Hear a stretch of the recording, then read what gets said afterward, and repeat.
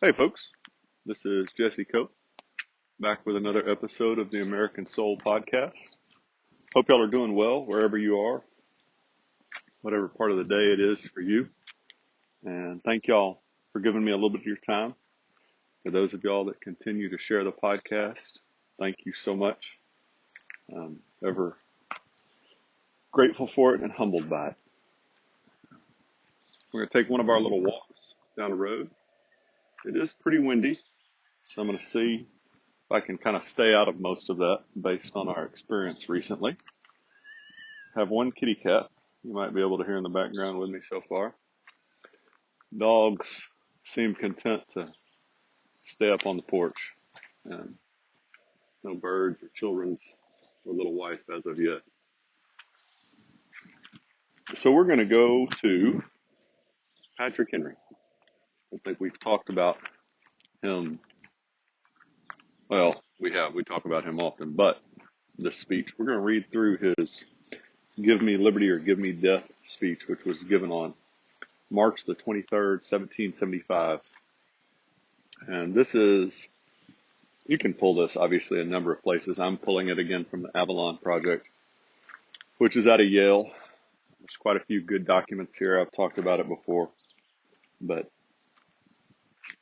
there's a couple of things I want to note throughout the speech, and so I'm going to stop. One of them in particular is the number of biblical references. And so every once in a while, I'm just going to point a couple out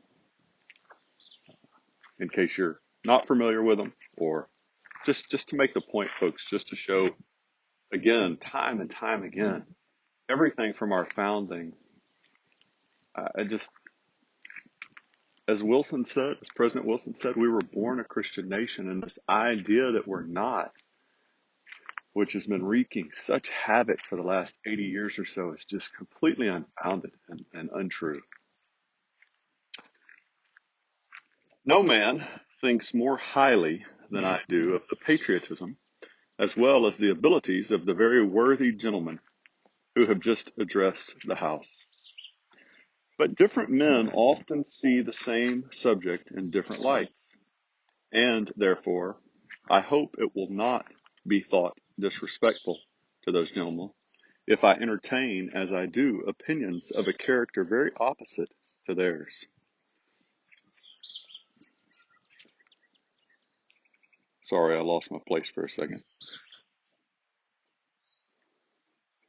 I shall speak forth my sentiments freely and without reserve. This is no time for ceremony. The question before the House is one of awful moment to this country. For my own part, I consider it as nothing less than a question of freedom or slavery, and in proportion to the magnitude of the subject, ought to be the freedom of the debate. It is only in this way that we can hope to arrive at truth and fulfill the great responsibility which we hold to God and our country. Should I keep back my opinions at such a time, through fear of giving offense, I should consider myself as guilty of treason towards my country and an act of disloyalty toward the majesty of heaven, which I revere above all earthly kings. There's a couple things in this first section, folks, that I think are really pertinent to today. One, the choice before us today really is, again, freedom or slavery. We can either turn back to God as a nation and to the founding principles, the teachings of Christ of this country, and liberty and freedom, which can only be had from the Spirit of God, or we can turn toward slavery and oppression and totalitarianism that come with there's no other way that we say so often, the godless values of the left.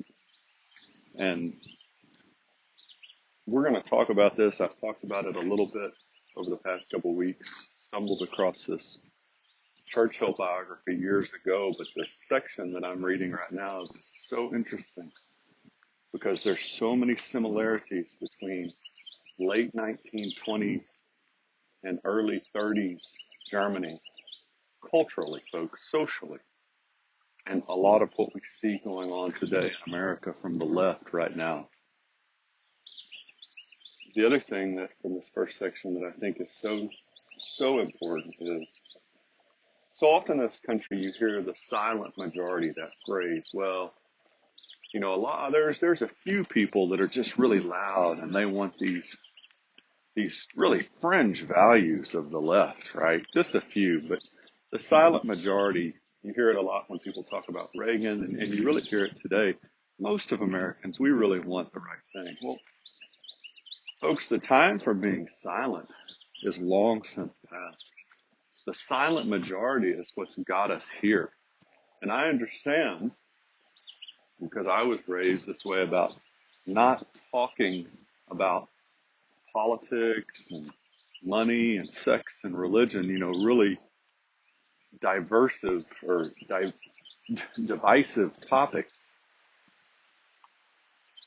in public conversation. I mean, I get it. There's a little bit of manners and politeness and just common sense that goes along with that. But the problem is if you stay silent so long that it gives evil a foothold, then we're doing more harm than good. And what Patrick Henry says here when he's talking about, should I keep back my opinions at such a time through fear of giving offense? I should consider myself guilty of treason towards my country and disloyalty toward God. We're at that point, folks.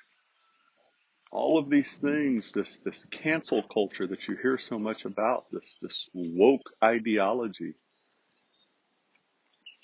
those of us that actually stand for the truth, that stand for our history and our heritage based on the teachings of Christ, that stand for life, that stand for marriage, that stand for godly roles of men and women, that stand for God in our institutions, that stand against bigotry and for all men being treated equally under the law.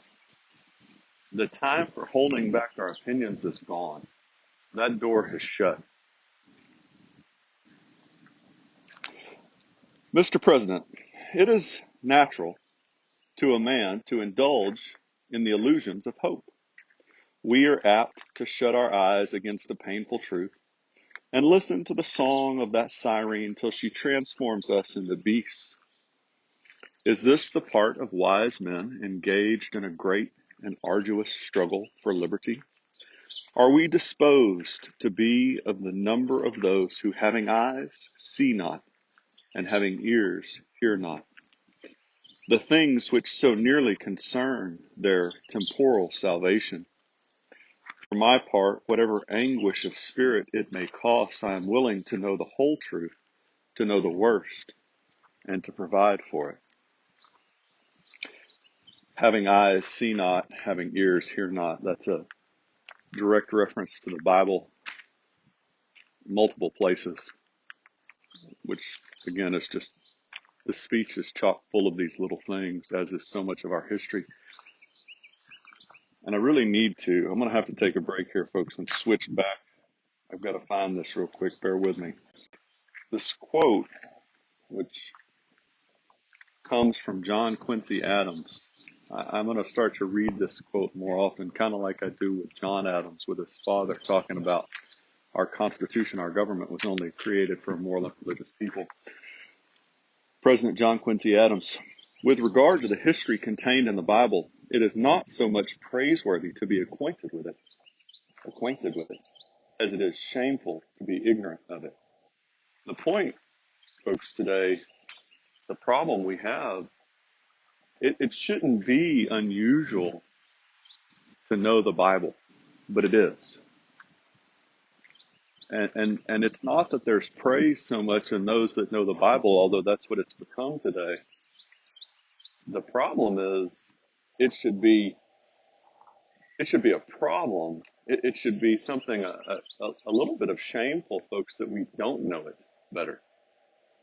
And if we knew it better, A, it would change our personal and family married life dramatically, which we've got to have. But B, when we read through these historical documents, we would catch all these little things. And so when somebody tried to tell us, oh, well, this isn't a Christian nation, we could kind of just chuckle at them a little bit and start to point out the number of references over and over and over again that are in these documents, in our foundation, our heritage. The other thing here is whatever anguish of spirit it may cost, I'm willing to know the whole truth, to know the worst and provide for it. I've been putting off a couple of podcasts, and I keep kind of kicking on them. We talk about it every once in a while, and I'll talk about it again. But two of the biggest things that are really eating away and have been for decades in our country are marriage and roles of men and women. And you could add to that today roles of parents and their how we parent, particularly in reference to athletics, but even to entertainment. And those are some conversations that we've been, as a culture, ignoring because A, we don't want to offend anybody, and B, we're scared because nobody wants to talk about the fact that men and women do have specific roles, and that pretending that those roles are interchangeable, that's not okay. That's why we've gotten where we're at. And so we're going to have to talk about that at some point, despite my reluctance. I have but one lamp by which my feet are guided, and that is the lamp of experience. I know of no way of judging the future, but by the past. And judging by the past, I wish to know what there has been in the conduct of the British ministry for the last 10 years to justify those hopes with which the gentlemen have been pleased to solace themselves in the House. Is it that insidious smile with which our petition has been lately received? Trust it not, sir. It will prove a snare to your feet. Another biblical reference there. Couple. Suffer not yourselves to be betrayed with a kiss. That's how Judas betrayed Jesus Christ. Ask yourselves how this gracious reception of our petition comports with those warlike preparations which cover our waters and darken our land. Are fleets and armies necessary to a work of love and reconciliation? Have we shown ourselves so unwilling to be reconciled that force must be called in to win back our love? Let us not deceive ourselves, sir. These are the implements of war and subjugation, the last arguments to which kings resort. I ask, gentlemen, sir, what means this martial array, if its purpose be not to force us to submission? Can gentlemen assign any other possible motive for it? Has Great Britain any enemy in this quarter of the world to call for this accumulation of navies and armies? No, sir, she has none. They are meant for us. They can be meant for no other. They are sent over to bind and rivet upon us those chains which the British ministry have been so long forging. And what have we to oppose to them? Shall we try argument? Sir, we have been trying that for the last 10 years. Have we anything new to offer upon the subject? Nothing. We have held the subject up in every light of which it is capable, but it has been all in vain. Shall we resort to entreaty and humble supplication? What terms shall we find which have not already been exhausted? Let us not, I beseech you, sir, deceive ourselves. Sir, we have done everything that could be done to avert the storm which is now coming. We have petitioned, we have remonstrated, we have supplicated, we have prostrated ourselves before the throne, and have implored its interposition to arrest the tyrannical hands of the ministry and Parliament. Our petitions have been slighted. Our remonstrances have produced additional violence and insult. Our supplications have been disregarded, and we have been spurned with contempt from the foot of the throne. In vain, after these things, may we indulge the fond hope of peace and reconciliation. There is no longer any room for hope.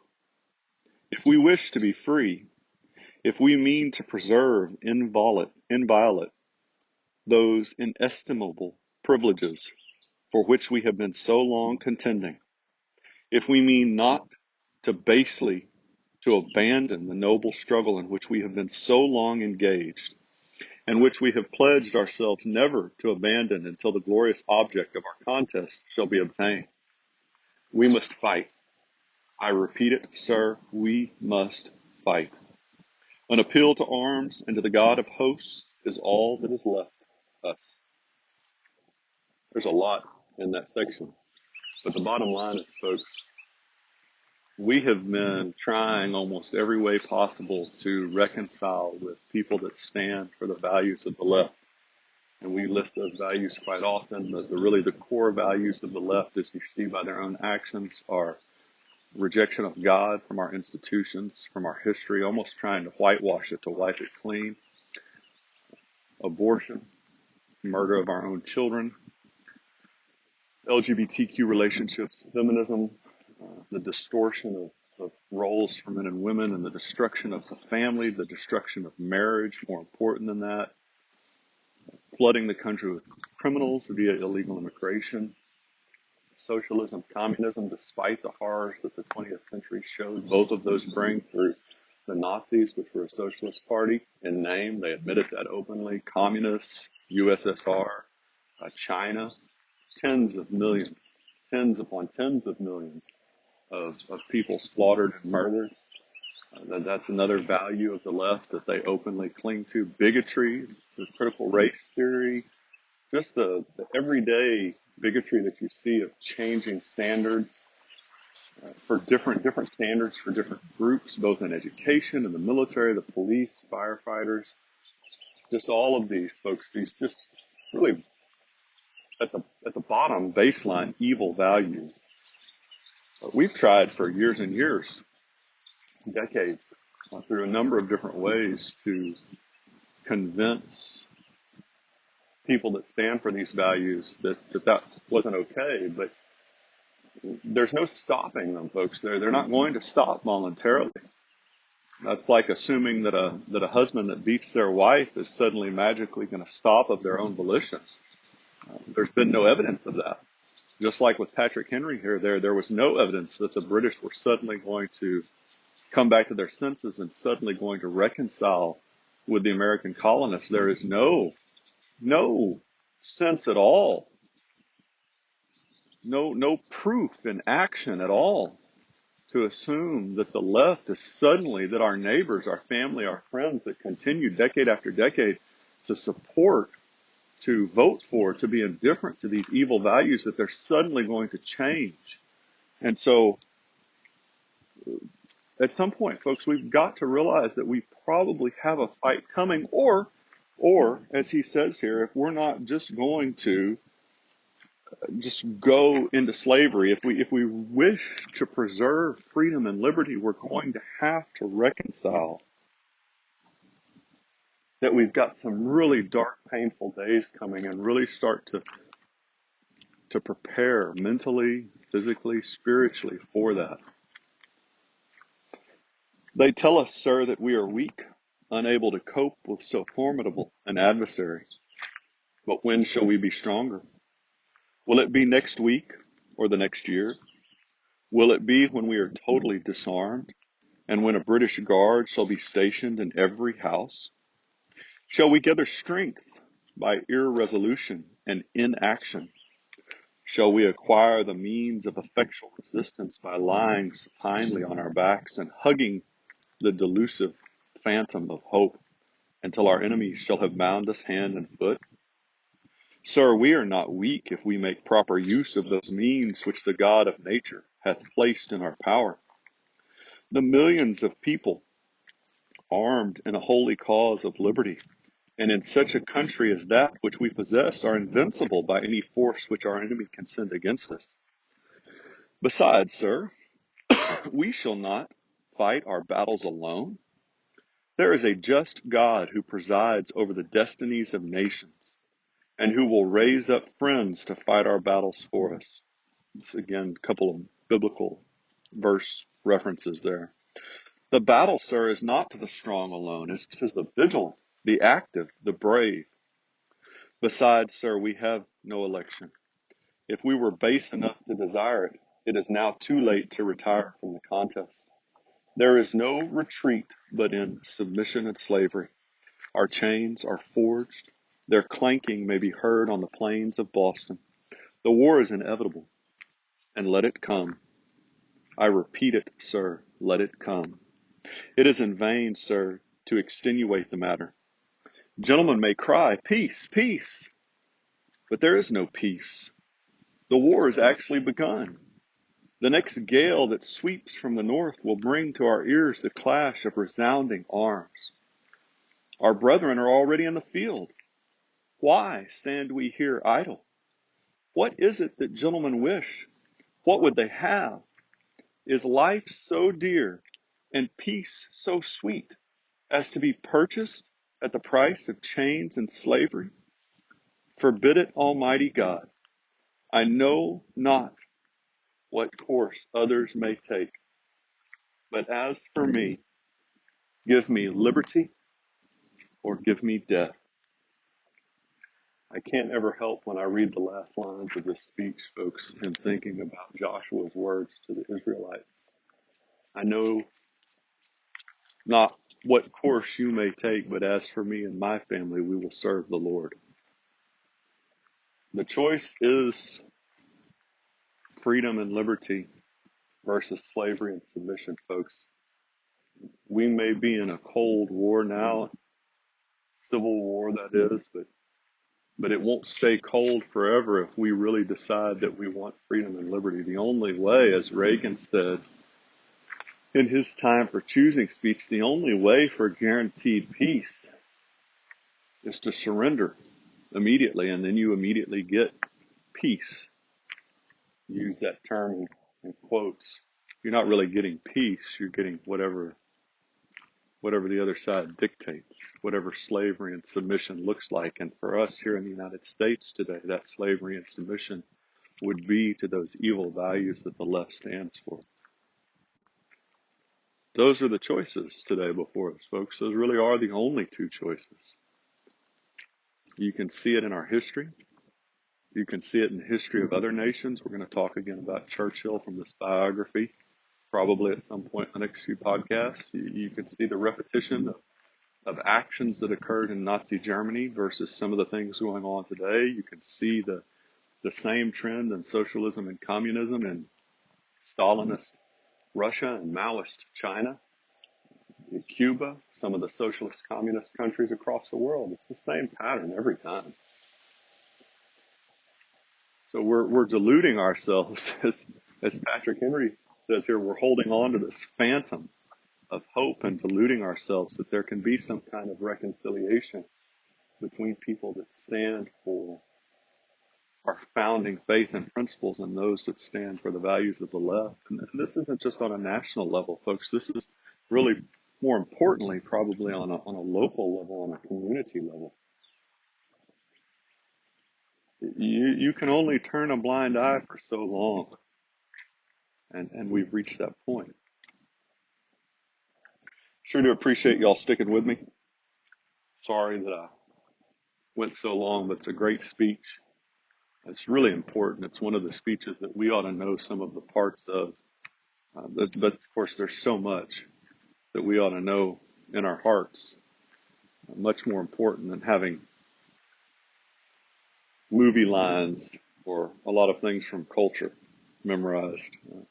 And again, that quote from John Quincy Adams, start to lean on that a little more. It's not so much praiseworthy, folks, to know the Bible as it is worthy of condemnation that we don't know the Bible today. And if we knew it a little better, we would see our own history a little bit more clearly. Fitting to end with Henry's comments. Y'all remember, you have a sphere of influence, and wherever you have that sphere of influence, exercise it. Talk to other people, and don't be silent about it. You don't have to be rude, but we need to be firm in our resolve and talk to other people and say, no, this is As Reagan said again in that Time for Choosing speech, there's a line to be drawn and say, no, we're not going to go any further. And we're so far past the line that we've got to turn around. As C.S. Lewis said, if you want to get back on the right track, you want to really make progress, we've got to turn way back around and get to a point decades ago if we're really going to make progress. God bless y'all. God bless your families. God bless America. We'll talk to y'all again real soon. Looking forward to it, folks. Thank y'all so much.